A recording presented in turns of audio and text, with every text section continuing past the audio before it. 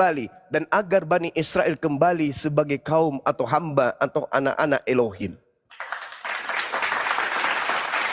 600 tahun kemudian berlanjut, kesesatan yang ditopang oleh perlakuan ahli kitab kepada Nabi Isa melahirkan sebuah konsep di mana Nabi Isa diangkat menjadi Tuhan bagi sekelompok orang. Al-Quran datang meluruskan, laqad kafaral ladzina qalu. Al-Quran datang, hei kafir lo, orang-orang yang mengatakan bahwasanya Allah itu adalah satu dari tiga. Jangan kau berkata demikian. Karena itu tidak layak disandingkan kepada pencipta langit dan bumi. Jadi ketika kita berbicara mengenai kebenaran, kita lihat akarnya. Nabi Musa seperti apa dalam bertuhan. Nabi Musa seperti apa dalam beribadah. Nabi Musa seperti apa dalam beragama. Nabi Musa seperti apa mengajarkan millah Abraham. Lihat, pondasi akhir. Bagaimana? Lurus nggak ke depan? Kalau berserak kemana-mana, maka itu bukan berasal dari Tuhan, tapi berasal dari iblis. Nah, kesimpulan terakhir adalah yang Al-Quran titik beratkan adanya Nabi yang diutus oleh Allah, yang diajarkan kemudian mati untuk nebus dosa, lalu dikatakan itu adalah inkarnasi Tuhan. Inilah yang dikritisin dan yang diluruskan oleh Al-Quran. Berarti saudara Kristen punya kewajiban berat untuk membuktikan kepada dunia bahwa yang disalib benar-benar adalah Nabiullah, Rasulullah. Bukan penjahat, bukan pengkhianat, bukan pembunuh, bukan penista, bukan iblis. Nah, ini tugas berat. Sayangnya sampai hari ini belum ada saudara Kristen yang mampu membuktikan itu. Demikian.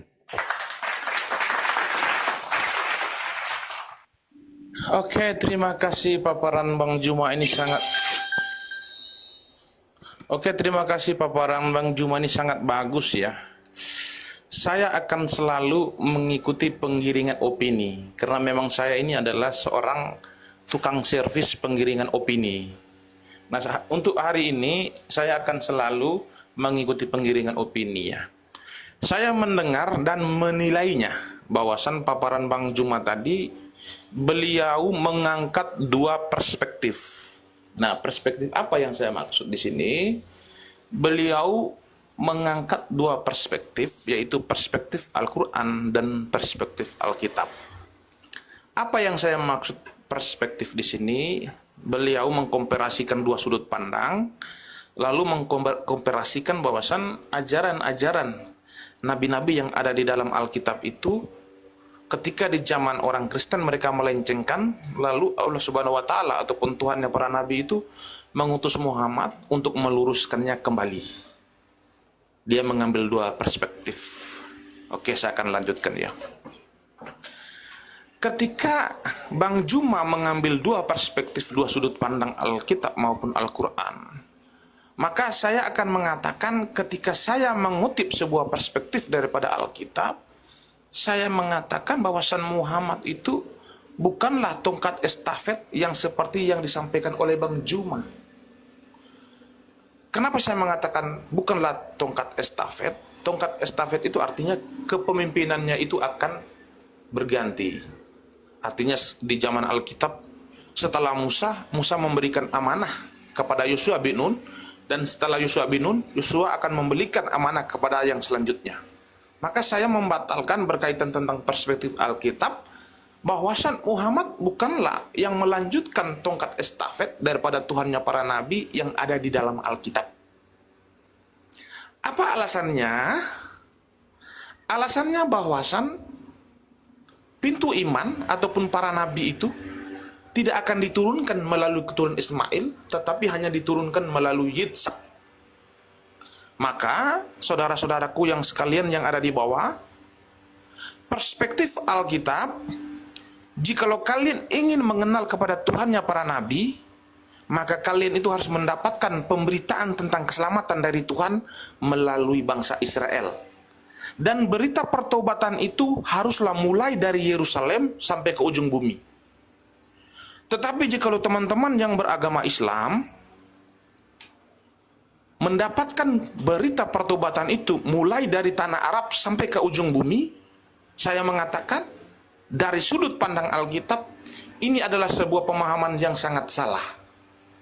Apa alasan salah? Saya berani mengatakan salah di sini karena Alkitab itu sudah menegaskan bahwasan Tuhan sudah berjanji dengan para nabinya tidak akan menurunkan para nabi itu melalui keturunan Ismail. Tetapi Ismail itu tidak akan dilupakan. Tuhan akan menjadikan keturunan Ismail menjadi keturunan yang banyak seperti pasir di laut. Tetapi berkaitan tentang hak untuk pintu iman bagi orang-orang kafir yang ada di seluruh bumi, maka harus melalui keturunan daripada Yitzhak. Maka ketika di zaman Yesaya, Tuhan berbicara kepada Yesaya di dalam Yesaya 49 ayat 3 dan 6, Tuhan berkata begini, terlalu sedikit. Dia berkata begini, Israel, olehmu aku akan menyatakan keagunganku. Lalu di ayat 6-nya Tuhan berkata begini, terlalu sedikit bagimu untuk menjadi hambaku, untuk menegakkan suku-suku, Yakub yang terserak berai. Tetapi aku akan menjadikan engkau untuk menjadi terang bagi bangsa-bangsa, supaya keselamatan yang daripadaku akan sampai kepada ujung bumi. Artinya Tuhan menetapkan bangsa Israel ini sebagai pintu iman supaya apa? Supaya keselamatan yang daripadanya yang disampaikan kepada bangsa Israel ini akan sampai kepada ujung bumi. Jadi jikalau teman-teman mendapatkan informasi tentang keselamatan dari tanah Arab ataupun berita pertobatan itu berawal dari tanah Arab, maka saya mengatakan dari Alkitab mengatakan kalian salah. Saya mengatakan kalau kalian mempunyai sudut pandang dari Al-Quran, saya mengatakan ya, monggo. Karena itu adalah doktrinal, itu adalah klaim teologis kalian, kami tidak bisa memaksakan. Tetapi jikalau kalian mengajak untuk membenturkan antara teologis Al-Quran dan Alkitab, maka kami mempunyai sudut pandang yang berbeda. Kami mengatakan dan berhak untuk membantah bahwasan Muhammad bukanlah nabi daripada Tuhannya Abraham, Ishak dan Yakub, ataupun Tuhannya para nabi yang ada di dalam Alkitab. Itu sudah pasti.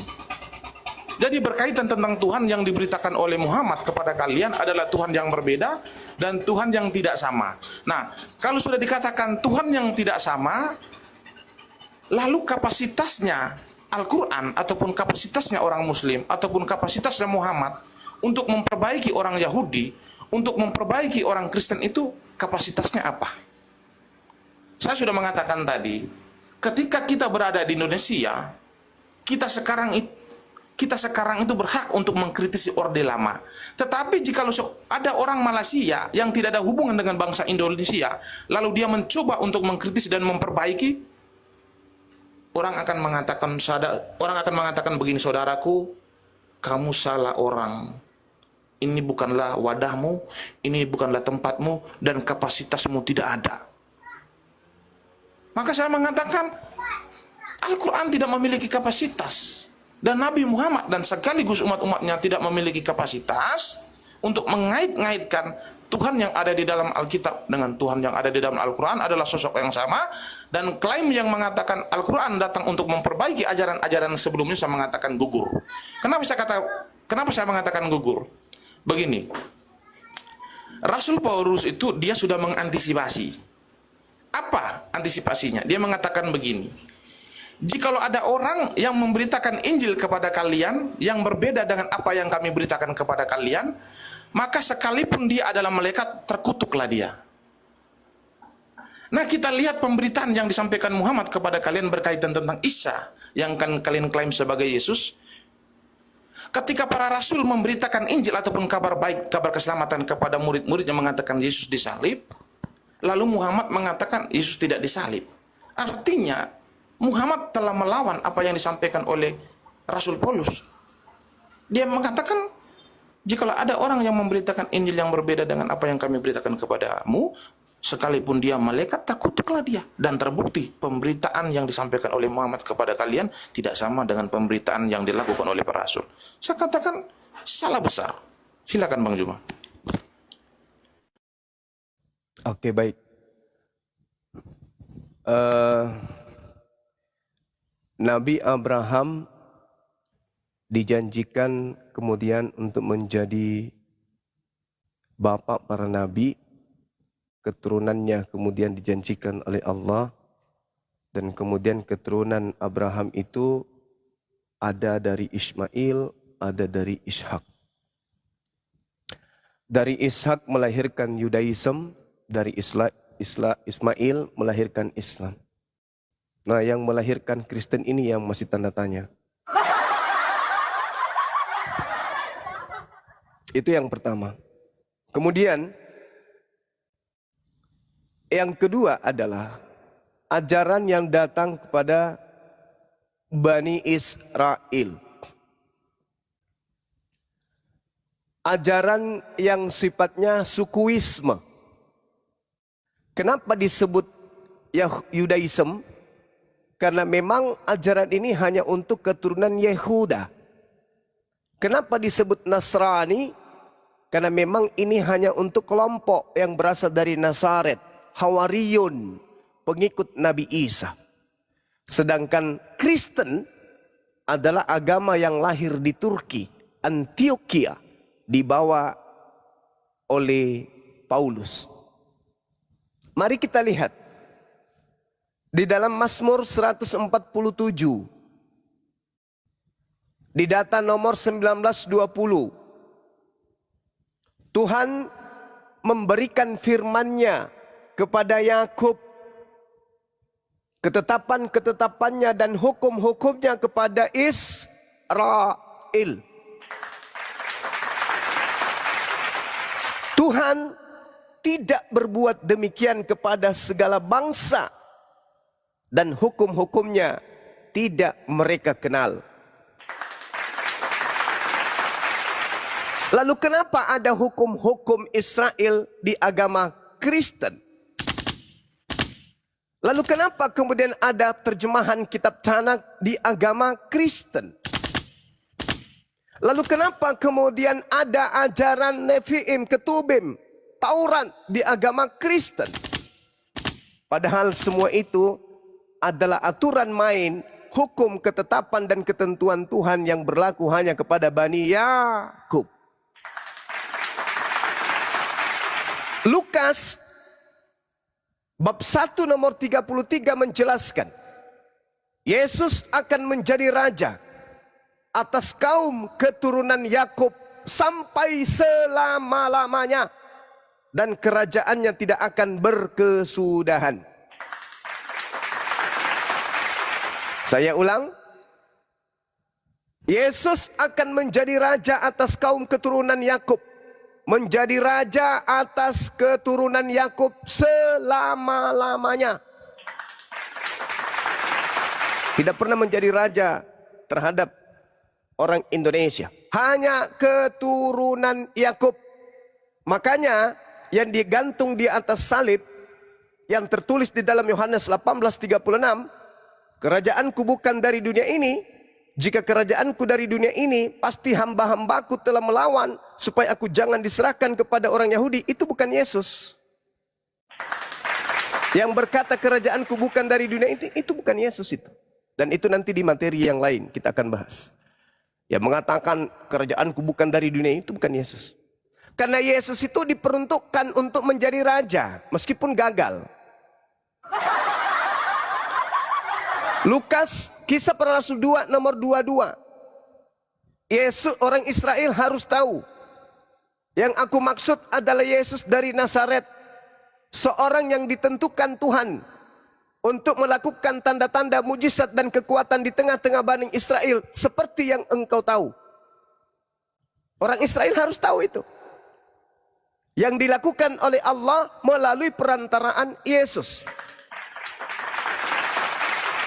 Kisah Para Rasul 13 nomor 13.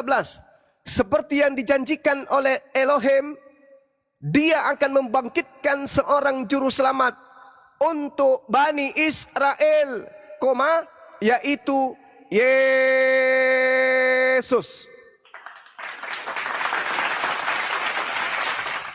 Yesusnya gimana? Yesus, ya paman, kamu diutus untuk siapa? Aku diutus hanya kepada domba yang sesat dari umat Israel. Matius 15:24. Jadi ada pembelokan akidah. Ada penambahan ajaran. Seperti beritakanlah Injil kepada seluruh makhluk, jadikanlah seluruh bangsa menjadi murid. Itu tidak ada. Di manuskrip tertua itu enggak ada. Itu penambahan kemudian. Jadi kalau adanya seperti itu, bahwasanya perintah Tuhan yang datang kepada para nabi Bani Israel hanya berlaku kepada Bani Yakub dan tidak berlaku kepada bangsa yang lain. Lalu kita bangsa yang lain ini mau ngapain? Makanya Yesus mengatakan akan datang seorang penolong. Kenapa penolong ini disebut penghibur? Karena dia akan memberikan penghiburan kepada seluruh bumi. Nabi Musa datang, Nabi Abraham datang. Diberi ketetapan hanya berlaku kepada keturunannya. Muncul lagi Nabi Musa. Nabi Musa datang hanya untuk kaumnya.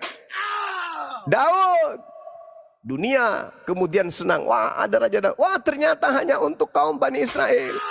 Salomo diutus lagi. Hanya untuk Bani Israel saja. Terakhir Yesus. Ternyata hanya untuk Bani Israel saja. Lalu kita di luar Bani Israel ini kapan? Maka kemudian Allah mengutus sang penghibur dunia. Apa kata Allah? Bil bayyinati waz zubur wa anzalna ilaika dzikra litubayyana linnas ma nuzzila ilaihim wa la'allahum yatafakkarun. Litubayyana linnas rahmatan lil alamin. Maka Nabi Isa, Nabi Muhammad disebut sebagai rahmat alam semesta. Diutus untuk seluruh umat manusia. Di dalam Bible tak ada Musa disebut untuk seluruh manusia. Tak ada Yesus untuk seluruh umat manusia. Tak ada. Tak ada. Aku diutus hanya kepada domba yang hilang dari umat Israel. Kenapa kemudian ada perintah ke seluruh dunia? Karena Bani Israel sudah berpencar di seluruh dunia. Maka murid-murid Yesus harus ke seluruh dunia mencari keturunan Yakub. Jadi Kristen ini bukan umatnya Nabi Isa, Yesus, bukan. Kristen ini penumpang gelap. Tak ada hubungannya antara Yesus dengan Kristen. Kristen hanya berhubungan dengan makhluk yang mengaku-ngaku bernama Yesus yang datang kepada Paulus in the gang. Tapi Yesus anak Maria yang memberitakan Injil di tengah-tengah kaumnya Bani Israel, itu tak ada hubungannya dengan Kristen. Kristen hanya berhubungan dengan makhluk halus yang datang kepada Paulus, yang datang kepada Ananias, yang datang kepada penulis kitab Wahyu di Pulau Patmos. Tapi Yesus yang datang memberitakan Injil kepada Bani Israel, demi Allah tak ada hubungannya dengan Yesus. Baik berdasarkan Al-Quran maupun berdasarkan Bible itu sendiri. Silakan. Oke, terima kasih ya. Sebelum saya mengikuti penggiringan opini, saya harus memperkenalkan diri saya sekali lagi. Saya adalah seorang dokter yang lulusan Harvard, Amerika ya. Baik, sangat menarik ketika Bang Juma mengangkat sebuah ayat yang ada di dalam Alkitab, khususnya Mazmur Daud 147, 19-20, dan ayat itu memang berbicara tentang hukum-hukum Tuhan yang akan diturunkan hanya kepada bangsa Israel. Saya mau mengatakan begini ya, orang Kristen itu konsisten. Kenapa saya katakan konsisten? Ketika Tuhan mengatakan hukum-hukum seremonial dan lahiriah itu hanya diperuntukkan kepada bangsa Israel, maka kami itu berhak, bukan berhak, dan kami itu tidak berhak untuk menjalankan hukum-hukum yang diturunkan Tuhan kepada Bani Israel. Maka sekarang kita lihat, apakah orang Kristen bersunat? Enggak. Jadi orang Kristen itu sudah pasti kami harus menuruti apa yang dikatakan oleh Tuhan bahwasan hukum seremonial dan lahiriah itu hanya diperuntukkan kepada orang-orang Israel. Lalu alasannya apa orang Kristen mengimani kitabnya orang-orang Israel? Nabi-nabi itu tidak hanya diperuntukkan untuk Tunggu dulu, gerunda kena peringatan gerunda. Coba ganti akun gerunda. Turun lagi baru naik. Oh, akunku gimana, aman? Akunku sudah habis Miko donge, turun nggak dulu. Akunku aman ya? Ini agak goyang juga Komal ini teman-teman ya. Tolong dibantu ya 200 skala. Tolong kopi tap-tapnya teman-teman. Kencengin ya tap-tapnya ini. Nekang lagi gerunda. Iya. Dokter, Oh, akunku aman ya? Aman. Kan di sini tok-tok gini kalau jujur tidak aman. Itu dia. Oke. Kalau kita Terima kasih jujur kagak teman-teman. aman. Ya lanjut. Iya. Oke, baik. Jadi saya lanjutkan. kencangkan tap-tap layarnya. Iya, tap-tap teman-teman 200 k ya. Lanjut. Oke, saya lanjutkan ya. Jadi orang Kristen, kami bukanlah keturunan Abraham, Ishak dan Yakob secara biologis. Kami adalah orang Indonesia, kami adalah orang Amerika, kami adalah orang Eropa yang bukan keturunan secara biologis daripada Abraham.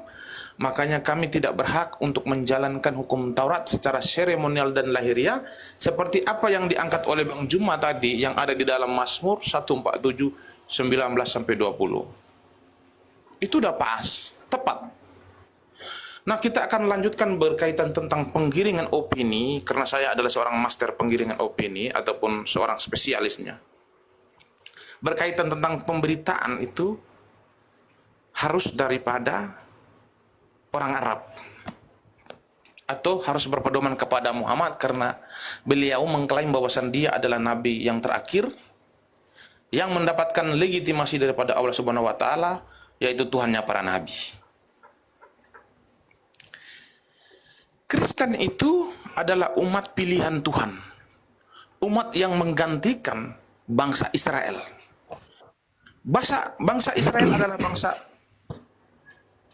bangsa Israel adalah bangsa tegar tengkuk yang selalu melawan perkataan-perkataan Tuhan. Nah, ketika Tuhan menjadi manusia lalu turun di bangsa mereka, di kaum mereka, ketika Yesus menyampaikan kabar keselamatan untuk mereka, mereka malah mencoba untuk menolak Yesus ke dalam jurang. Dan mereka menghina Yesus. Maka ketika kabar keselamatan itu diberitakan kepada mereka, lalu mereka menolaknya, maka di dalam Matius 21:43, Yesus mengatakan kepada mereka begini, hak kerajaan Tuhan akan diambil daripadamu dan akan diberikan kepada satu bangsa yang akan menghasilkan buah kerajaan.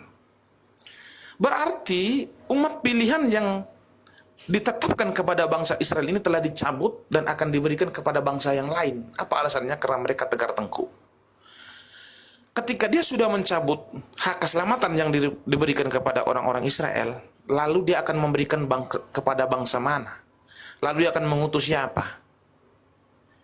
Dia akan mengutus murid-muridnya untuk memberitakan kabar keselamatan itu kepada bangsa-bangsa lain, yaitu berita pertobatan itu harus mulai daripada Yerusalem sampai kepada ujung bumi. Yohanes 10 ayat 16, ada lagi domba yang bukan dari kandang ini dan akan harus digembalakan juga. Domba adalah umat, kandang adalah wilayah, maka literalnya bahwasan ada umat yang bukan berasal daripada Israel, mereka juga harus digembalakan. Maka itu dia mengutus murid-muridnya bahwasan beritakanlah Injil kepada segala bangsa, siapa yang percaya akan dibaptis, tetapi siapa yang tidak percaya akan dihukum konsekuensinya. Artinya berita pertobatan ini haruslah mulai dari Yerusalem akan sampai kepada ujung bumi. Berarti berita pertobatan yang didengar oleh umat muslim yang berada di seluruh dunia, yaitu berawal daripada tanah Arab, apakah ini sesuai dengan Alkitab? Apakah ini memiliki sudut pandang yang sama dengan Alkitab? Saya mengatakan ini adalah salah satu benturan yang sangat besar seperti Big Bang. Teori Big Bang itu kan awal mulanya alam semesta ini kan benturan Big Bang ini. Ini benturan sangat besar. Maka saudara-saudaraku, klaim-klaim yang dilakukan oleh umat muslim bahwasan Al-Quran datang untuk menyempurnakan kitab-kitab sebelumnya gagal. Al-Quran datang untuk memperbaiki kesalahan-kesalahan ajaran-ajaran sebelum itu salah. Semuanya salah. Saya mengatakan perspektif yang ada di dalam Al-Quran berkaitan tentang kepada Alkitab. Saya mengatakan semuanya salah. Terbantahkan oleh Alkitab itu sendiri. Jadi sekarang saya mengajak kalian bahwasan kalian harus menerima kenyataan bahwasan pemberitaan yang disampaikan Muhammad kepada kalian berkaitan tentang Tuhan yang bernama Allah Subhanahu wa taala adalah Tuhan kalian. Bukan Tuhannya para nabi yang ada di dalam Alkitab. Tetapi jika memang ada kesamaan nama di dalam Al-Quran dan Alkitab berkaitan tentang nabi seperti Musa, Daud, Salomo ataupun Abraham, saya mengatakan mungkin saja berkaitan tentang nama itu ada kemiripan. Tetapi saya memastikan sosoknya berbeda. Kenapa saya mengatakan sosoknya berbeda? Karena memang para nabi yang ada di dalam Alkitab itu memiliki historikal kehidupan mereka yang berbeda, lalu diceritakan oleh Muhammad di dalam Al-Quran itu memiliki historikal yang sangat berbeda. Berarti dipastikan di sini bahwasan, ya, nabi-nabi yang ada di dalam Al-Quran dan Alkitab itu memiliki nama yang sama, tetapi sudah pasti sosok yang berbeda. Tuhan yang ada di dalam Alkitab dan Al-Quran adalah sosok yang berbeda. Berarti, apa yang harus kita lakukan? Saya mengajak kalian untuk tekun terhadap agama kalian, lanjutkan dengan pengajaran-pengajaran kalian dan kami lanjutkan dengan pengajaran kami, tetapi jangan membenturkan antara Alkitab dengan siap. Dalbo. Saya dikit lagi. Maka saya mengajak kepada kalian, lanjutkan dengan ajaran-ajaran kalian yang kalian dapatkan informasi berita pertobatan itu yang berawal daripada tanah Arab, dan kami akan melanjutkan ajaran kami yang kami dapatkan informasi daripada nenek moyang kami, yang nenek moyang kami itu mendapatkan informasi dari para rasul, dan para rasul itu mendapatkan legitimasi daripada Yesus secara langsung. Maka berita pertobatan yang kami dengar daripada Yerusalem yang berawal dari Yerusalem sampai ke ujung bumi akan kami lanjutkan dengan ajaran kalian. Ajaran kami. Sepakat toh? Sudah. Penggiringan opini tetap akan diservis oleh spesialisnya. Lanjutkan. Mau lanjut lagi? Masih mau lanjut? Baik. Masih Bang Juma masih standby. Ya. Jadi menerima ajaran dari nenek moyang kami, dari nenek moyang kami menerima dari para rasul legitimasi dari Yesus. Ada di sini.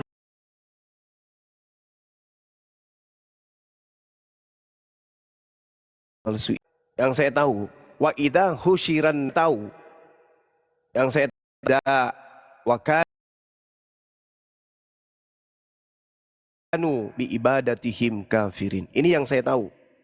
Al-Quran menjelaskan orang yang menyembah Yesus akan dimusuhi Yesus. Dan pujaan-pemujaan yang dilakukan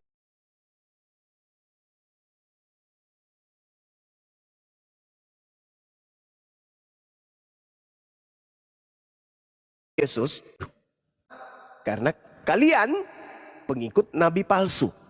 Siapa nabi palsu itu? Lukas, Markus, penulis Matius, penulis Yohanes, Paulus, penulis kitab Wahyu, penulis kisah para rasul, penulis kitab Petrus dan seterusnya. Itu adalah nabi-nabi palsu.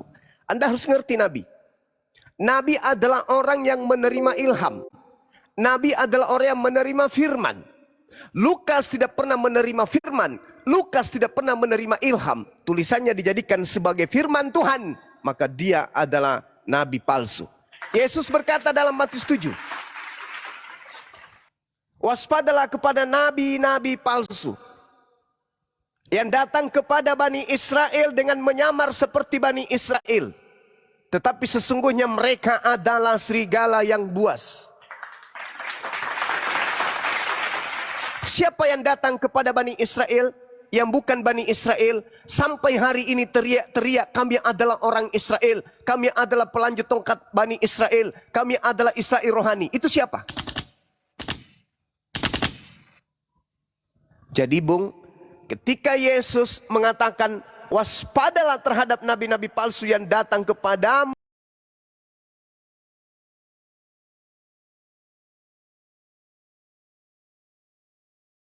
serigala yang buas.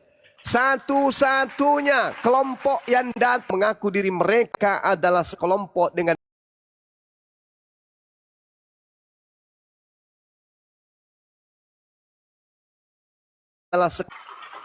sekelompok kemudian orang menggunakan baju brimob. Semua menggunakan seragam brimob. Tapi sekelompok dari orang yang menggunakan seragam brimob ini ternyata bukan dari kesatuan, bukan Bani Israel, tapi Bani Kamfret yang ngaku-ngaku Bani Israel. Waspadalah kepada nabi-nabi palsu yang datang kepadamu dengan menyamar seperti domba, padahal mereka adalah serigala yang buas. Dari buahnya kamu akan mengenal mereka.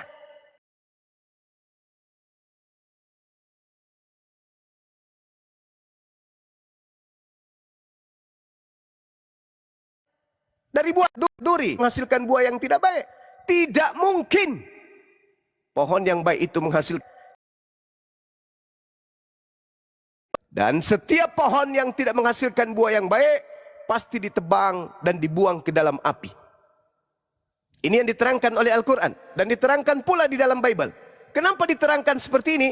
Karena penulis buku Matius melakukan penyelidikan terhadap ucapan-ucapan Yesus. Jadi masih ada unsur informasi yang datang kemudian kepada kita melalui penulis-penulis ini. Jadi dari buahnya kamu akan mengenal mereka. Dari buahnya kamu akan mengenal nabi palsu itu. Apa buahnya? Memanggil Yesus Tuhan, bernubuat pakai nama Yesus, mengusir setan pakai nama Yesus, bermukjizat pakai nama Yesus. Di luar Yahudi, di luar murid-murid Yesus, hanya ada satu kelompok yang melakukan itu, namanya Kristen. Umat Islam tak pernah melakukan itu. Tidak pernah kita mengaku-ngaku nama Yesus. Dalam nama Yesus, kutendang bisumu pecah. Nggak ada. Hanya ada di dalam Kristen. Hanya di Kristen menggunakan nama Yesus. Dan Kristen ini ternyata selidik punya selidik. Mereka bukan Bani Israel. Mereka bukan Bani Israel. Ketika kemudian kitabnya Yahudi dikatakan tidak diberikan kepada bangsa lain. Hanya milik hak kepunyaan Bani Yakub. Firman Tuhan hanya berlaku kepada Bani Israel. Lalu kemudian Tuhan mengatakan, aku akan mengadakan perjanjian baru dengan Bani Israel dan Bani Yehuda. Aku akan memasukkan firman Torah kepada batin setiap Bani Israel. Hanya kepada Bani Israel. Tiba-tiba muncul Kristen dari Belanda, dari Barat, membawa terjemahan dari kitabnya orang Israel. Siapa kalian? Siapa kalian? Bani Israel kagak, Bani Yakub bukan, Bani Lewi bukan. Lalu siapa kalian ini? Kalian adalah serigala yang nyamar domba.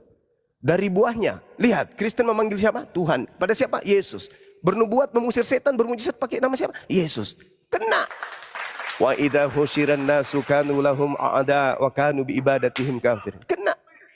Ini yang diterangkan Al-Quran dan Bible. Jadi dari buahnya kamu akan mengenal mereka. Bukan setiap orang yang berseru kepadaku, Tuhan, Tuhan, akan masuk ke dalam kerajaan langit. Melainkan dia melakukan kehendak. Kehendak siapa? Kehendak Bapa yang ada di langit.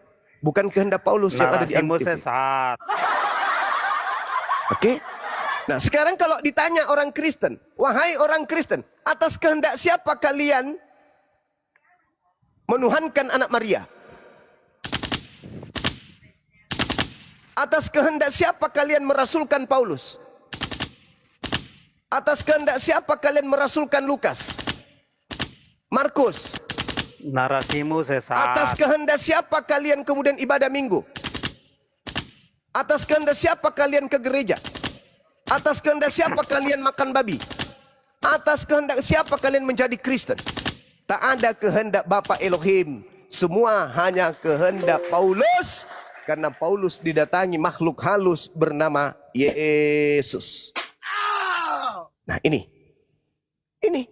Oleh karena itulah kemudian, karena Yesus mengaku hanya untuk Bani Israel, didatangkanlah penolong lain yang mencakup seluruh anak keturunan Adam. Diutus litubayyina linnas ma nuzzila ilaihim wala'allahum yatafakkarun. Nabi Muhammad diutus untuk seluruh manusia. Yesus diutus hanya untuk Bani Yakub. Ajarannya hanya untuk Bani Israel. Siapa Kristen? Bukan pengikut Yesus, tapi pengikut Paulus melalui makhluk yang mengaku-ngaku Yesus. Ingat, Yesus berkata, waspadalah kepada penyesat yang datang kepadamu dengan memakai namaku dan berkata akulah dia. Waktunya sudah dekat, jangan kau percaya, jangan kau ikuti. Makanya orang Yahudi sampai hari ini tidak menjadi Kristen.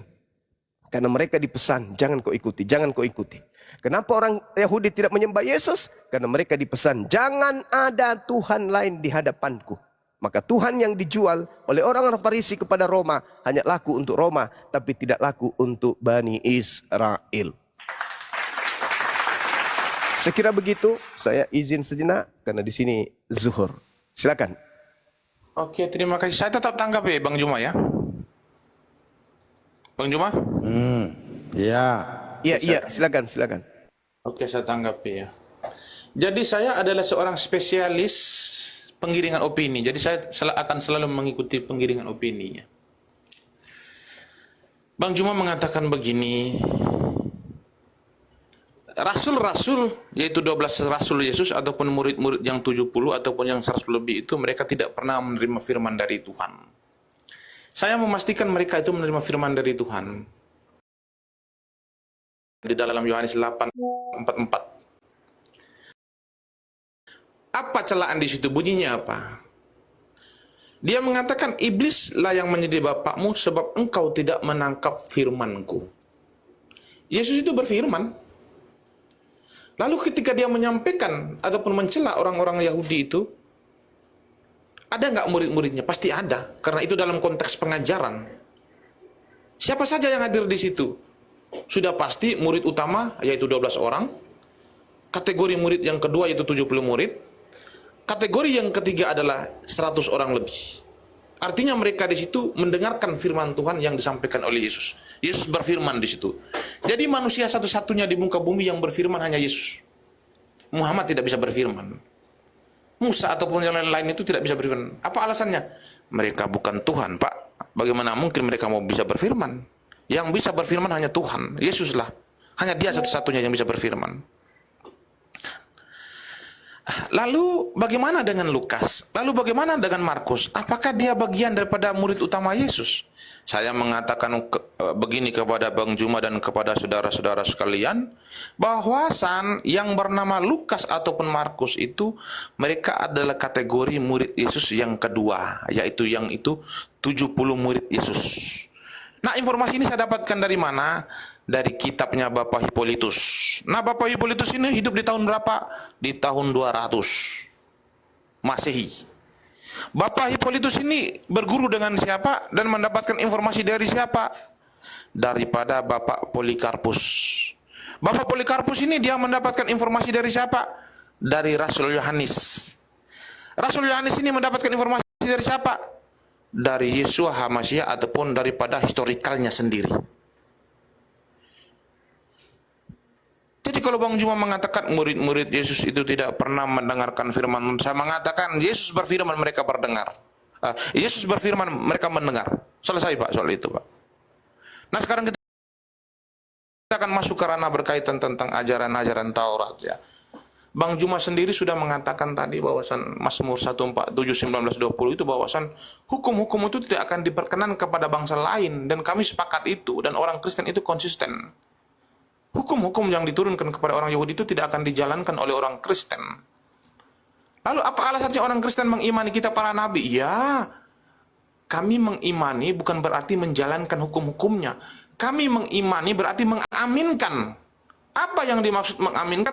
Mengaminkan historikal para nabi yang ada di dalam Alkitab. Mengaminkan bahwasan Tuhan berbicara dengan mereka secara langsung. Kami mengaminkan Pak. Berarti Kristen ini adalah salah satu umat yang mengingkari para nabi itu, yang mengingkari kitab para nabi itu bukan saya mengatakan kami adalah umat yang tidak mengingkari kitab para nabi. Kita masuk ke dalam Islam, apakah Islam ini kategori umat yang mengingkari kitab para nabi, yang mengklaim bahwasan Tuhannya para nabi itu mengutus Muhammad adalah finalitas daripada seluruh para nabi. Apakah benar demikian? Kita akan telusuri historical, realitas. Apa realitas yang terjadi? Historical apa yang terjadi? Historical dari zaman dulu sampai sekarang umat muslim mengingkari kita para nabi. Realitasnya apa? Realitasnya adalah kenyataan yang terjadi di muka bumi. Orang Islam itu menolak kita para nabi. Apakah pantas umat muslim mau dikatakan bahwasan umat muslim menyembah kepada Tuhannya para nabi? Saya mengatakan bukan. Para nabi yang Tuhan para nabi yang kalian sembah itu ya benar, tetapi bukan Tuhan para nabi yang ada dalam Alkitab. Tuhan para nabi yang ada di dalam Al-Quran yang diberitakan Muhammad kepada kalian bahwasan dia adalah pencipta alam semesta. Itulah Tuhan kalian, bukan Tuhan para nabi yang ada di dalam Alkitab. Salah sangka. Orang Kristen konsisten, Pak. Kami selesai. Kami adalah umat pilihan Tuhan yang kedua. Umat pilihan Tuhan yang pertama sudah selesai karena mereka membangkang tegar tengkuk. Maka Yesus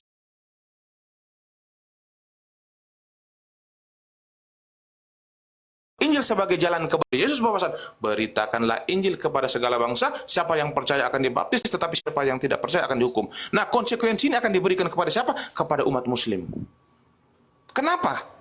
Umat muslim tidak memberikan dirinya dibaptis, maka konsekuensinya akan dihukum sesuai versi Alkitab.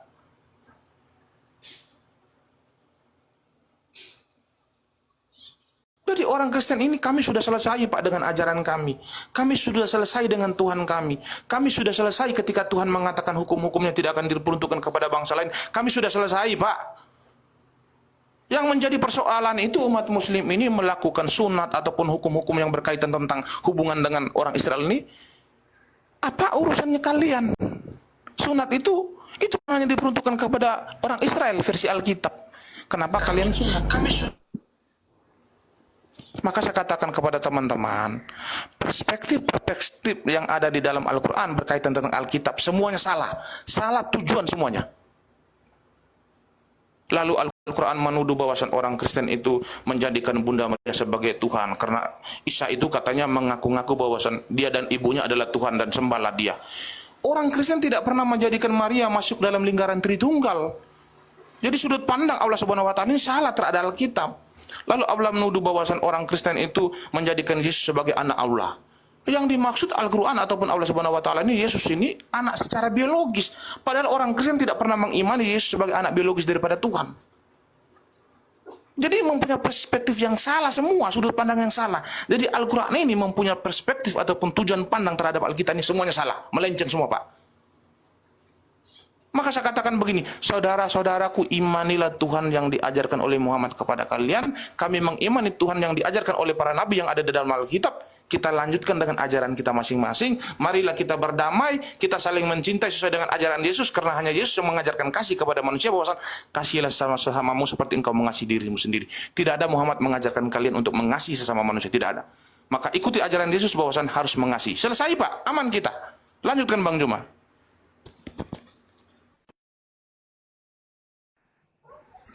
Izin bicara. Bang Suma sudah ini ya, dia rehat sejenak. Ketika Anda mengatakan bahwa Yesus tidak menerima firman. Betul itu, Matt? Lawan imbangku Bang Juma, Dalbo. Masuk. Kan beliau lagi sholat. Ya, tapi Saya jangan, selaku muridnya. lawan yang pantas di dunia perdebatan hanya saya, yang lain tidak akan mampu. Kenapa sih? Itu Dalbo. Kenapa? Takut ya? Hah? Tunggu dulu, Bang. Oke lah, kalau gitu aku izin turun dulu, nanti Bang Juma datang aku naik lagi ya. Kenapa? Met, jangan turun dulu, Met. Sabarlah dulu. Sebab segala firman yang engkau sampaikan kepadaku telah kusampaikan kepada mereka, dan mereka telah menerimanya. Mereka tahu benar-benar bahwa aku datang kepadamu, dan mereka percaya bahwa engkaulah yang telah mengutus aku. Oke lah, aku Lalu izin dari dulu nanti mana Bang Juma firman yang diterima Yesus ini? ya Bang Juma nanti kalau udah selesai sholat nanti baru aku naik lagi. Aku janji aku naik lagi. Ya izin ya teman-teman ya. Kenapa kamu takut sama Dalbo? Oh? Kenapa? Assalamualaikum, Ustaz Yusuf, Bunda Rahma. Waalaikumsalam warahmatullahi wabarakatuh. Silakan Ban Sair. Ya, dia sudah turun. Saya mau mematahkan semua ucapannya itu. Tapi sayang, Pak Jeki sudah turun. Saya akan patahkan sebenarnya. Saya akan patahkan sebenarnya sudah spot jantung saya. Cuma saya tidak diberikan waktu tadi.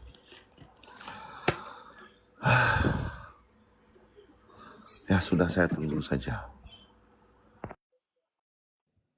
Kan sudah Bang, sudah dibantah habis-habisan oleh Bang Su.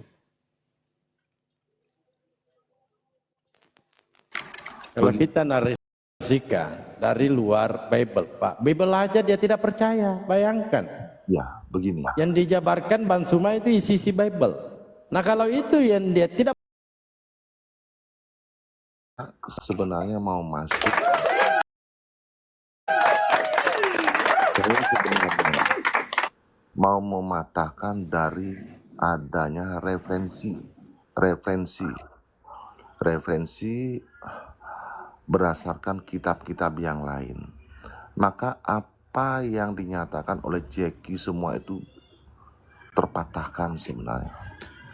Cuma saya belum kesempatan berbicara tadi semua pada. Tapi saya salut dengan Bang Suma, apa yang dikatakan itu. coba dengan ini Pak Ban Sair.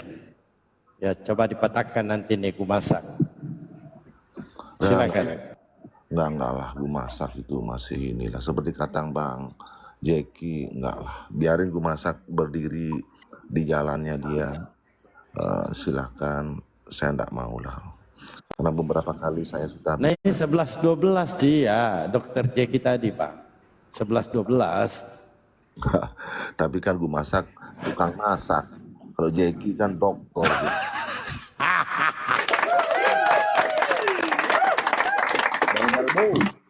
Bandalbu. Simpel aja kalau saya bertanya kepada dokter tadi, profesor tadi itu yang mengaku pintar. Simpel aja kalau saya bertanya.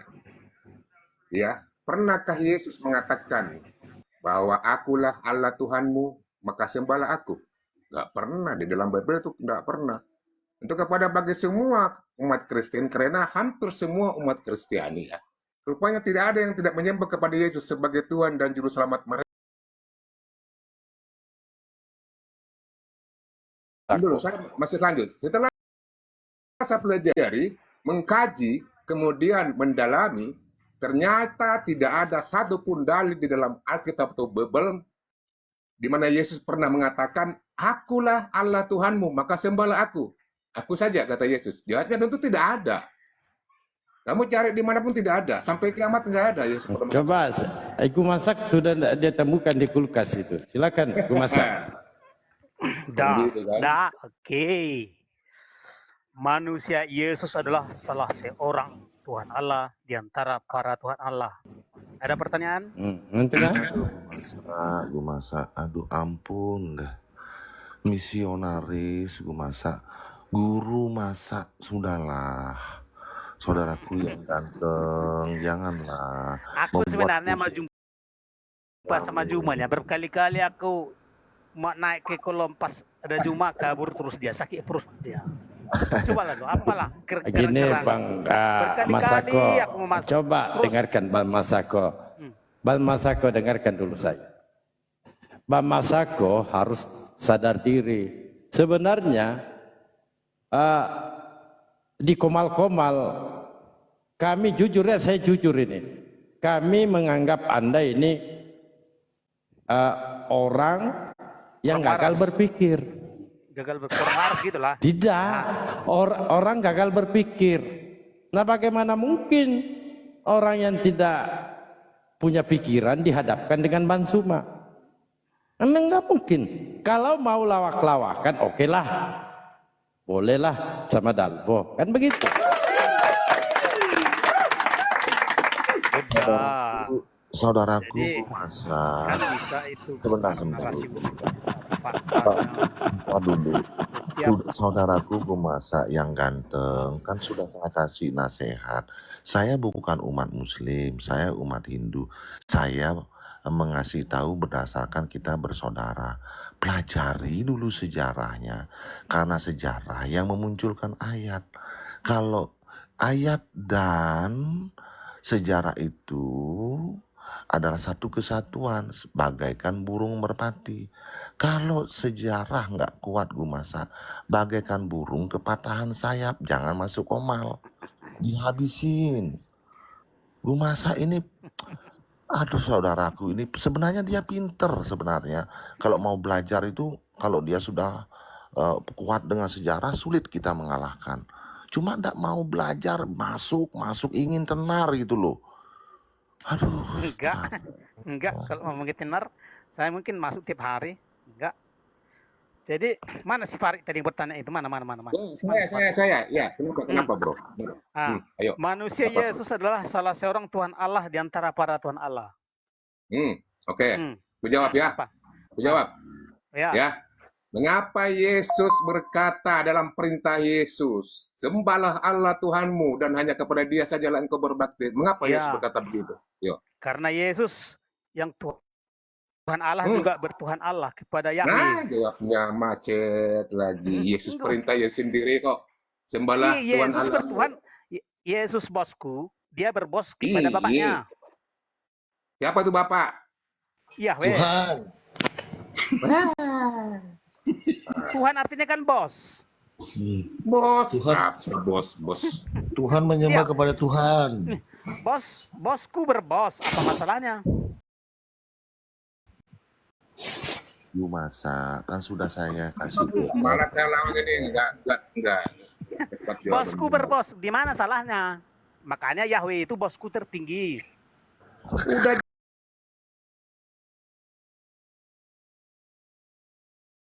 Tinggi. Udah jelas Yesus perintah mana bosnya? Bos Yesus itu bosku. Yesus itu juga berbos kepada Begini, Bapaknya, saudaraku. kepada Yahweh. Begini dengar deh, ucapan atau sabda yang Yesus tanya, Yesus bukan Tuhan atau Allah yang harus disembah. Karena Iya. Dia hanyalah seorang nabi rasul. Itu kata Yesus sendiri. Iya, Apa sih memang Anda Yesus ini itu nggak- rasul, tapi bosku dia, Tuhanku dia. bos apa? Tuhan artinya bos. Hancur. Ini gara-gara kebanyakan menonton Edis begini hancur semua otak. Bukan loh. Gumasa. Pak Tuhan Pelopo, artinya Pak Pelopo, kan bos. dikendalikan dulu ya Bos Pak di Pelopo. surga. Pak Pelopo. Siap. Pelopo, Ye. saya izin sebentar ya, 10 menit Oke. mau Oke, sholat. siap. Lanjut ya. Inilah Hancur saya teman-teman semua ya. sakit perut ini. Ya inilah Farid. teman-teman. Tanya dah, mau tanya sama kau. Apa lagi kau tanya sama saya? Saya mau sholat dulu, ntar lagi semua sholat. Semua, kalau Apa lagi? datang aku semua sholat. Kok gitu kalian semua? Apa lagi di mana lagi kau belajar bos macam-macam kalian ini. Gumasa ini. Artinya bos itu kan perintahnya harus ditaati. Aduh. Ya, Yesus itu bosku. Artinya perintah Yesus harus kutaati. Kan itu artinya bos. Astagfirullah. Inilah kalau Gumasa ini. jadi Memang- gini beli. Siapalah Jadi bosmu di semesta ini? memang Siapalah bosmu di semesta ini dulu beli. Farid? Kalau kau Memang baru ini waras. Karesteng ini seenak jidat gitu loh. Parah kau. Tanya dulu Masa konsep Farid. ketuhanan di bawah bos. Ya, kalau kamu sama Bang Farid. Pelopor aja, kamu sama Pelopor, sama kamu Siapalah sama bosmu Pelopor. di semesta ini? Halah. Saudaraku umat Muslim, anggaplah ini menghibur kita supaya kita bisa Enggak, tertawa. kalau kalian waras, tanya siapakah bosmu di semesta ini? Mana ada orang berbicara bos tentang konsep Bos artinya perintahnya. keimanan. Bos artinya Kau perintahnya pikir harus ini ditaati. kalian inilah Iya, Yesus itu bos kami di surga, salah satu bos kami di surga. Yesus itu memang senyata-nyatanya bos kami di surga, karena dia adalah bagian daripada para pejabat surga. adalah pejabat surga. Halah, halah, halah. Iya, iya kan jadi bos, jadi pemerintah, pemberi perintah, perintahnya harus ditaati, makanya dia di bos. Aduh, Kutanya lu gimana? Farid, kalau kau memang makhluk waras, siapalah bosmu di semesta ini? Ya Siapalah perintah siapalah kau taati? ampun, masa Jadi kalau saya Oh berat perintah, gelar Yesus jadi, itu. jadi kalau saya Gelar Yesus mengikuti 2024. perintah, jadi kalau saya mengikuti perintah guru saya, berarti guru saya juga bos. Iya bos mula. Ya Halah, iyalah. halah, halah, halah, Jadi, halah. Ini jadi Pak siapa Lopo. dia? Jadi siapa? Kenapa kau taati dia? Silakan Ini, Ustaz, Pak Lopo. inilah gara-gara kebanyakan Masa- nonton Edis ini Ustaz. Silakan Ustaz. Stop Iya, tadi. bos yang minta ikan goreng karena nggak bisa beli ikan 1 kilo kemahalan. Nah, bosnya itu ya. Makanya Yesus adalah seorang bos di surga. Yesus adalah Ya, kenapa itu bos sampai minta ikan goreng itu kenapa? Kelaparan dia makan ikan goreng, kenapa itu bos? Itu kan Nggak bisa beli, nggak ada duit gitu bosnya. itu kan masa lalu. Oh, masa lalu ya tetap aja berarti di masa lalu dia bukan bos gitu. Iya, dia memang waktu di dunia dia nggak bos di dunia. Oh, nggak bos di dunia. Terus siapa bos di surga waktu dia di dunia? Kosong surga gitu ya? Dia kan naik pangkat. Ah? Dia kan naik pangkat. Oh, naik pangkat. Kalau naik pangkat kenapa sampai ditangkap tentara Romawi? Hansip Romawi sampai menangkapnya. Itu kan cerita masa lalunya di. Oh, cerita masa lalu pula gitu. Baik. Aduh. Jadi yang harus kau sadari, Yesus salah seorang bos di surga. Gue masak diam aja, sakit perutku. Ketawa. Mana Yesus ini? Hancur memang sama Karesteng Bu. Hancur bahasa Indonesia sama dia, hancur. Yesus salah seorang bosku di surga. Iya. Alas WT udah, nggak ada ya, lo di aku surga. percaya. Alas WT nggak ada lo di surga. Iya, udah Nah, kita coba. semua percaya. Coba kau dengar kata bosmu ya tentang kerajaan surga, apa dia bilang. Bang Palopo, tentang hal yang duduk di sebelah kanan ataupun kiriku, aku tidak punya hak, melainkan Bapa lah yang telah menyiapkannya. Iya. Macam mana itu? Bos apa itu? Iya, dia Sebenarnya. salah seorang bos. Bukan dia, diam. bukan bos segala bos. Gue masak diam dulu. Iya, itu Pak Lopo, Pak Syair ya. Bos naik pangkat terlalu tinggi pangkatnya sampai dia bosan hidup gitu. Sampai bosan hidup dia. Sampai katanya menyerahkan diri sama Hansip Romawi, ditendang, diludahi, tiba-tiba bosnya menebus dosa. Ayah. Bos apa yang tukang tebus? Ayah. Yang harus kau sadari, Gua masak, diam dulu. Alas WT nggak termasuk bos. Masak diam. Aku berikan reward kamu. Aku mau berikan kamu reward. Kamu kalau ke Bali 1 bulan gratis makan, tidur, hotel gratis. Buat Pasti supaya lurus otaknya nanti tuh beli. jadi saksi semuanya di sini. Gratis kamu karena kamu bisa membuat aku ketawa. Oke. Bukan ketawa sebenarnya. Ini saudara. Coba, mana Yusuf? Kalau kau tengok deh ini, komedi komal-komalnya kayak terkait padahal blow on lo. Aduh, Oh, apa gitu. lagi kalian ini, aduh. Gitu. Oke. Apa? Kau cari apa? Kagak ada ikan goreng di tempatku, nggak ada. Ya. Kalau makhluk waras, siapalah bosmu di semesta ini? Coba kalau waras tidak menuhankan manusia. Enggak. Sebabi-babinya babi tidak menuhankan babi. Ini ada manusia yang mau jadi domba malah menuhankan manusia. Manusia Yesus salah seorang bosku di surga. Gue masak. Kenapa? Ada masalah kah? Gue masak. Dengerin dulu aku tambah rewardnya nih. Yusuf, Kamu ke Bali, tiket pesawat, nanti aku yang nanggung. Yang penting kamu sampai di Bali dulu. Nanti aku ganti tiket pesawat. Aku belikan lagi tiket pesawat. 1 bulan kamu free makan, minum, mobil, ada sopir. 1 bulan kamu kasih free, ya. Kayak mana lah makhluk muslim ini hidup tapi tanpa bos? Siapan. Kayak mana kayak gitu? Jadi begitulah beli tentang di kekristenan itu. Sakarep gitu loh, saenake gitu menganggap ada ya Bukan loh, kayak makanya mana lah? jangan Di mana kewarasan kalian? Di Hidup mana? tanpa bos. waras di mana? Tuh masa bosnya dipaku? Percaya lagi. Macam Itu mana kan coba? cerita masa lalu. Sekarang dia sudah bos kawan. aduh. Saya mau tanya dia, Pak Lopo. Gu masak. Bos kau itu Yesus ya? Kau sembah itu bos kau? Iya namanya bos, sangat ditaati. Oh, jadi dia itu manusia kan bosnya itu? Iya, manusia Yesus. Oh Sekarang iya. manusia orang Kalau bosnya manusia itu punya kotoran. Kotorannya kau sembah juga itu? enggak, sama kayak Kenapa enggak? Kocak. Iya. Lah, kau kenapa kalau udah masalah kotorannya kagak kau sembah? Macam mana? Manusia itu punya kotoran. Iya. Apa kotorannya kau sembah juga? Iya. Iya. Sama kayak kau menghormati. Bosan hidup kau rupanya. Sama kayak kau kau sembah kotoran mamakmu.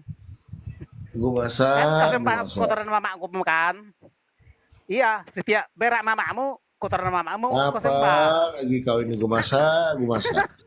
Tidak, cobalah kau pakai akal sehatmu. Cobalah kau pakai akal sehat sedikit. Jusupei lo menghormati mamaknya disembahnya kotoran mamaknya. Inilah kalau kebanyakan kalian di tempat Edis begini otaknya disomplak. Tahu enggak kelebihannya? Tengoklah si Jusupei itu menghormati mamaknya dia. Dihormati. Lo kok kejang sama saya ya Pak Lopo? Kenapa dia kejang Pak Lopo? Itulah saya bingung juga. Kenapa kau hormati tai mamakmu? Bu Masa, diam dulu. Kamu itu orang yang paling hebat aku rasa di Komal ini. Tambah Kamu reward bisa lagi, bikin orang beli. ketawa. Tambah lagi reward. Kamu tidak bisa marah. Dua tuh kelebihanmu. Kamu tidak bisa marah, kamu bikin orang ketawa. Itu loh hebatmu tuh. Tapi kalau masalah ilmu, kamu tingkat ngarang. Gitu loh. Bukan loh. Semua pengetahuan saya ini ada di otak kalian semua. Tengoklah, Jusupei menghormati mamaknya, menghormati tai mamaknya. Iya, Jusupei itu menghormati mamaknya, itu menghormati kemaluan mamaknya. Jusupei itu menghormati orang tuanya, menghormati kentuk mamaknya. Nggak jelas ini orang ya, nggak jelas. Inilah kalau gini ya, kalaunya pemakan babi itu ya sampai ke otak beku darahnya gitu loh. Akhirnya akalnya nggak jalan gitu ya. Sampai manusia disembah kotorannya, kagak mau dia nyembah kotorannya. Padahal kan kalau manusia itu ada congeknya, kan ada ingusnya. Kenapa kau tidak sembah ingusnya juga? Kenapa kau pilih-pilih? Kenapa kau sembah? Oke, coba kita kasih pusing kita kasih ini satu yang Tuhannya Paulus. Ada ya. Dia kan menganggap bahwa apa yang kita ikuti perintah adalah Tuhan. Silakan Edis yang menuhankan Paulus.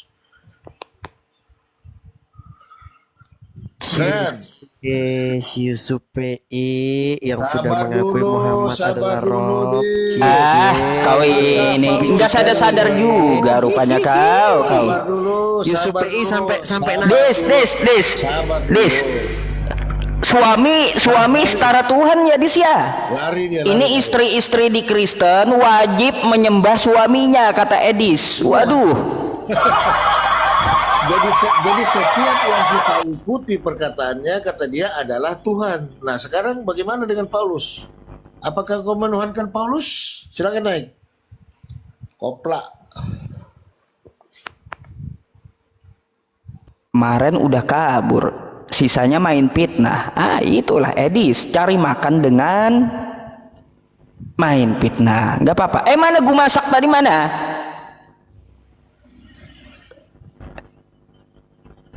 Wah ini gua masak nih. Ya. Kenapa kau menghormati pantat mamakmu? Enggak gini, kalau kau kata Edis tuh ya, kalau kau menuruti perintah orang tuamu, maka kau menuhankan orang tuamu. Nah, kalau kau menuhankan orang tuamu, maka kau sembah orang tuamu. Orang tuamu itu setara dengan Yesus. Efesus 5, ya. Nah, jadi kalau kau sembah orang tuamu, kentutnya, ingusnya, terus kotorannya kau sembah juga. Kenapa tidak? Kan sama dengan Yesus manusia tuh ya, orang tuamu tuh, ya.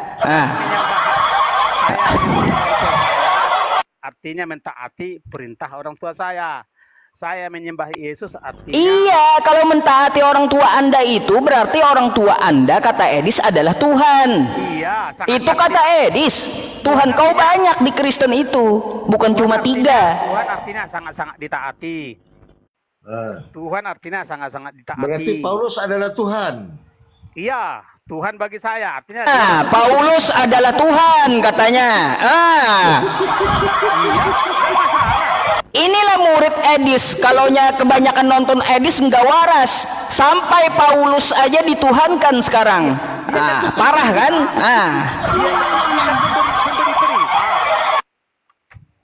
Jadi Tuhannya Iya, sekarang pemerintah. kumasak adalah Yesus dan Semua yang Paulus. segala oknum yang sangat saya taati itu namanya sangat-sangat Tuhan. Sangat-sangat Tuhan artinya sangat-sangat pemerintah. Sangat-sangat pemerintah artinya sangat-sangat penguasa. Sangat-sangat penguasa Oke, artinya Tuhan. oke, sepakat dulu kita. Apa kata Ustaz tadi? Berarti kau menuhankan juga Paulus. Sepakat? Semua pemberi perintah, tapi hanya Oke. satu Tuhan tertinggi Berarti itu Tuhanmu Yahweh. Paulus dan Yesus. Sepakat? Mulai dari orang tua saya. karena Lanjut. Tuhan artinya sangat-sangat ditaati perintahnya. Jadi barang siapa tidak sangat-sangat mentaati orang tuanya masuk neraka. Inilah Kristen beli. Saya enaknya juga beli. Macam mana ini? Mau diapakan ini Kristen ini beli? Artinya kan Tuhan kan sangat-sangat Beli. Tuhan artinya sangat-sangat Tuhan, sangat-sangat ditaati perintahnya. Jadi orang tua saya itu pasti Tuhan bagi saya. Karena apa? Karena perintahnya harus sangat-sangat saya taati. Artinya kenapa saya sangat taati? Artinya saya merasa sangat-sangat hamba. Gitu kawan. Artinya kalau seseorang sebut Tuhan, artinya saya merasa sangat-sangat hamba. Oke. Ya. Kau mendengarkan apa perintah apa yang dikatakan Edis? Kau mendengarkan, betul? Iya, Edis juga Tuhannya Gumasak masalahnya. Ya. Gumasak itu dia menaati perintah Edis. Makanya Edis juga Tuhan. Paulus Tuhan, Yesus Tuhan, orang tuanya Tuhan. Lama-lama tiang listrik juga dituhankannya. Saya tidak pernah diperintah Edis. Saya tidak pernah diperintah Edis. Sudah. Jadi kenapalah kau menghormati tai mamakmu Yusuf PI? Aduh.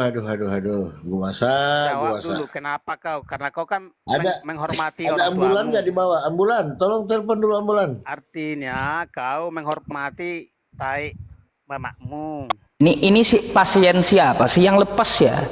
Nggak Ini tahu, keluar habis nonton dari Edis kok jadi tambah gila rupanya ya nonton di tempat Edis itu ya. hancur semua. Udah. Jawab dulu Yusuf PI. Kau bilang tadi kau menghormati orang tuamu. Udah, kau basuh udah menghormati. tuh. Inilah kalian ini, aduh, makanya belajar tuh kayak beli tuh. Belajar, makanya hancur bahasa Indonesia gara-gara kalian ini. Enggak, katanya si Yusuf PI menghormati Semua orang hancur. tuanya. Katanya Yusuf PI menghormati orang tuanya. Artinya dia menghormati tai mamaknya. Karena mamaknya bertai. Itu kan wajar manusia, tapi kan saya tidak menuhankan orang tua saya. Lah kayak kan Yesus kan juga punya tai itu. Tainya kau sembah juga. Coba kau jawab. Ingusnya kau sembah itu Yesus ya. Perintahnya. Artinya yang kami sembah itu perintahnya. Artinya yang disembah adalah perintahnya. Kucing waras pasti menghormati atau menyembah rajanya. Yang kucing. Nah, kucing waras harus. Iya, kucing waras itu menaati tuannya. Ini yang kagak waras ya kalau kucing menuhankan kucing. Nah, tuh nggak waras.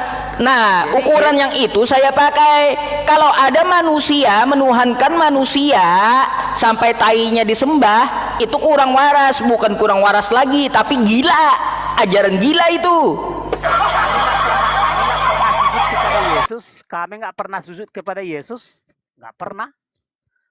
Karena para Tuhan itu ada di surga, maka kami nggak pernah sujud di dunia. Apa lagi? Ya makanya kalian itu tukang bangkangnya Yesus. Yesus mengajarkan untuk bersujud di Taman Getsemani, kalian jingkrak-jingkrak, joget-joget. Apa yang kalian ikuti, Paulus? Kata Yesus, siapa bersujud di bumi itu dia bersujud kepada jin. Pasca Yesus. Oh berarti Yesus di Taman Getsemani dia sujud sama jin itu, nyembah berhala, nyembah jin Yesus. Waktu Yesus di Getsemani bukan dia bersembah, tapi dia berdoa. Lah makanya kan dia itu prakteknya sujud. Berarti dia sujud kepada jin. Bukan dia bersujud. Bukan pula. Ditampol Yesus kau ntar. Ya. Jadi waktu Yesus bersujud di Taman Getsemani, dia hanya menundukkan kepala agar darah mengalir ke kepalanya. Aduh, dia sujud ke tanah, dahinya ke tanah. Nggak ada di Taman Getsemani Yesus jingkrak-jingkrak, nggak ada. Ya, Yesus sujud bukan menyembah, dia berdoa. Beda bersujud menyembah dengan berdoa, kawan. Karena saya juga di kamar saya bersujud berdoa, bukan menyembah.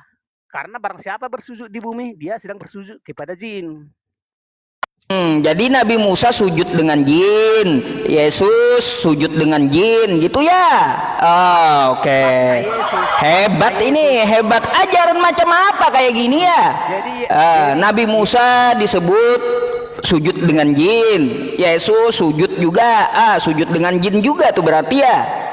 Adakah Yesus jingkrak-jingkrak? Adakah Abraham jingkrak-jingkrak? Adakah Salomo jingkrak-jingkrak? Adakah Nabi Musa jingkrak-jingkrak? Kagak ada. Yang ngaku Israel rohani aja sunat hati. Ya, terus kalau yang enak-enak baru konkret, perpuluhan kagak ada perpuluhan hati. Ya, harus bayar perpuluhan. Ajaran siapa coba? Jadi kitab perjanjian baru atau manusia Yesus mengajarkan terakhir, jangan lagi pernah bersujud. Kitab perjanjian baru atau Yesus Kristus mengajarkan, jangan lagi bersujud. Itu peraturan terakhir, peraturan dari kitab perjanjian baru yang turun dari surga, yaitu Apa kau ini udah jelas kau ini. Iya, Yesus memerintahkan jangan lagi Bagaimana? bersujud. Bentar dulu, Pak. Gimana mau sujud, Ustaz? Ada bangku di depannya, benjol kepala. Coba, Ustaz. Jadi jangan gini. Jadi Yesus sudah memerintahkan jangan lagi bersujud ya.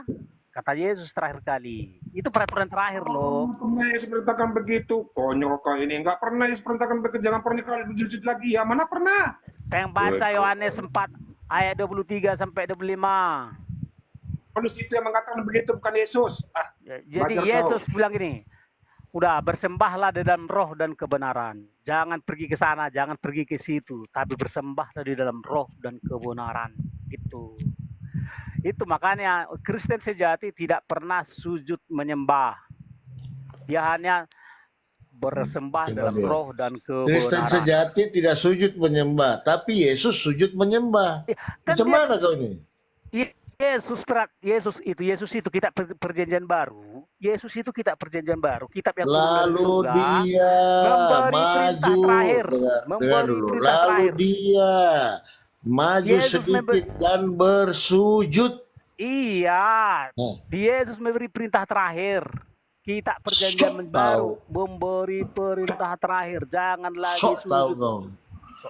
Sejak kapan coba Yesus mengajarkan kitab Yohanes, kitab Paulus, kitab Markus, kitab Lukas? Kapan Yesus ngajarin itu? Kapan? Yesus itu mengajarkan kitab para nabi, bukan mengajarkan kitab wartawan, bukan mengajarkan kitab tafsir mimpi, bukan mengajarkan kitab penyelidikan. Kapan coba Yesus mengajarkan kitab Lukas? Kapan? Kapan?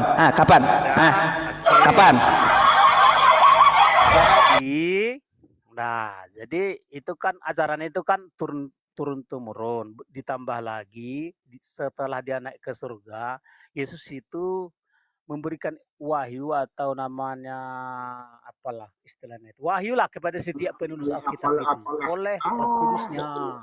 Jadi Gini loh kawan, kalau kayak gitu logikanya, makanya sudah pasti Allah SWT tidak mungkin memberi kitab Quran. Sudah pasti. Kenapa? Kapan Allah SWT Berguru mengatakan sama ke Edis ini, sini? berguru sama Nah, Edis. siapalah saksinya itu? Ya, Kalau berguru Allah sama SWT Edis. pernah berbicara kepada Muhammad. Nah, coba Hei, jelaskan hei, kapan. hei, hei. Yohanes 17 nomor 8, segala firman yang engkau berikan kepadaku telah kusampaikan kepada mereka. Siapa saksinya Yesus terima firman? Siapa? Silakan. Siapa? Silakan. Nah, siapa saksinya? Silakan. Siapa saksinya? Kalau begitu berpikirnya, Siapa saksinya siapa? Paulus jadi saksi, hah? Terus siapa? Saksinya Yesus terima firman, siapa saksinya? Saksinya yang ku cari. sekarang gini, ku tanya mau kayak mana? Kenapa kau tanya balik? Jawab dulu. Iya. Siapa saksinya Yesus terima firman? Siapa saksinya? Murid-murid Yesus. Iya, murid-murid Yesus. Emangnya Yohanes pernah lihat Yesus terima firman? Pernah lihat Yohanes? Mimpi. Apa kau bilang? Kapan Yohanes melihat Yesus terima firman? Bentuknya kayak gimana? Warnanya kayak gimana? Suara firmannya seperti apa? Yohanes kan muridnya Yesus. Iya, kapan? Saksinya Yohanes itu melihat Yesus terima firman kapan? Kapan? Ya pada masa. Iya, macet. Pada masa apa? Masa dongeng kamu? Kalaunya terima firman banyak-banyakan itu bukan mau terima firman, tapi mau kondangan. Gitu ya. Jadi Emangnya Nabi Musa ngajak keluarganya naik bukit terima firman? Siapa saksinya Nabi Musa terima firman 10 hukum Taurat itu siapa? Nggak ada. Yesus terima firman, siapa saksinya? Nggak ada. Kalau banyak-banyakan mau kondangan itu, bukan terima firman. Kucluk. Artinya kan Muhammad kan pasti pembohong kan, karena gak ada saksinya kan. Sok tak. Pembohong apa kau sok tak? Asal ngomong kau itu asal ngomong asal bunyi. Iya, kan kayak gitu logika si Yusufe. Kita ngikutin Asal narasinya bunyi. kawan. Tadi ditanya sama Ustaz Yusuf, saksinya Yesus terima firman siapa? Ya murid-murid. Lu bilang muridnya lihat nggak? Mana buktinya? Murid-muridnya mana buktinya? Kalau melihat dari sekarang, kayak mana kita mau mempersaksikan itu? Kita kan hanya percaya dari. Berarti Yesus sudah punya saksi. Siapa nggak saksi? Karena murid mana Yesus buktinya? bukan satu. Karena murid Yesus bukan satu. Mana murid-murid Yesus yang bersaksi? Mana? Semua murid Yesus, semua. Di mana buktinya? Jadi ada khotbah di bukit. Ya, khotbah di bukit. Itu ada ribuan orang di situ ceritanya. Didengarkanlah. Berbahagialah orang yang ini katanya. Itu khotbah di bukit. Itu ribuan orang mendengarkan itu semua. Nah, jadi bagaimana? Jadi itu ribuan orang. Jadi kayak mana kalau ada cerita ribuan orang, kayak mana lah kita nggak percaya hal itu? Coba dulu. Mana daftar hadirnya? Kan Yang 10 orang. gitu. Daftar hadirnya lagi ke mau bilang kan terakhir oke kita asumsikan dulu asumsi itu ke Kau kan bilang ribuan orang. Nah, sekarang betul. mana daftar hadirnya atau foto-fotonya Nah, lah? Banyak orang gitu loh. kan ada kisahnya di Bibel.